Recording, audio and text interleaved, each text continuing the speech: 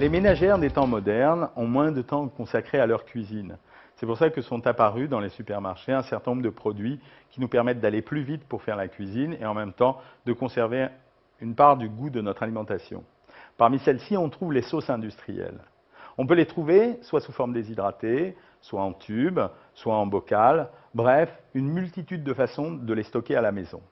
Leur caractéristique principale, ou en tout cas ce que vous devez surveiller, c'est deux choses. Un, avec quoi sont-elles faites? Et deuxièmement, est-ce qu'elles sont riches, pas riches, grasses ou pas grasses? Isolons tout de suite les sauces à la tomate comme le ketchup et autres fantaisies de ce genre qui sont essentiellement riches en sucre et relativement peu caloriques.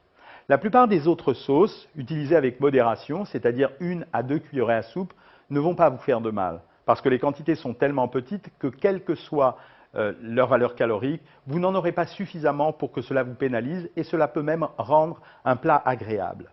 Au-delà de ces quantités, vous êtes obligé de surveiller la composition du produit. Quelles matières grasses ont été utilisées? Quelle valeur calorique? La sauce la plus grasse est la sauce mayonnaise qui contient environ 700 calories pour 100 grammes, c'est-à-dire l'équivalent du beurre finalement. Donc vous devez savoir que quand vous l'utilisez, c'est comme si vous nappiez de beurre l'endroit que vous avez choisi pour la consommer.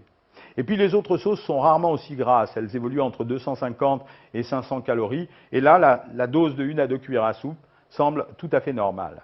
Deux choses me semblent importantes. Premièrement, vérifiez quelle matière grasse est à l'intérieur. Essayez toujours de privilégier les sauces qui sont faites avec les huiles nobles, comme l'huile d'olive, l'huile de colza, toutes les huiles riches en acides gras polyinsaturés ou même l'huile de tournesol. Évitez soigneusement les produits qui contiennent des matières grasses hydrogénées, parce que la qualité des huiles n'est pas bonne, ou bien les huiles mauvaises, comme par exemple l'huile de soja, ou bien les huiles de copra, ou toutes ces huiles que l'on vient et qui sont venues de très très loin.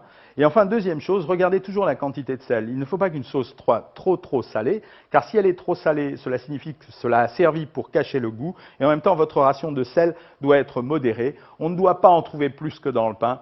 La ration de 200 mg pour 100 g est le maximum. Voilà, si vous observez bien ces consignes, vous pourrez toujours manger un poulet chasseur avec une sauce industrielle ou bien vous faire plaisir avec une autre sauce sans que cela vous pénalise. À bientôt et bon appétit.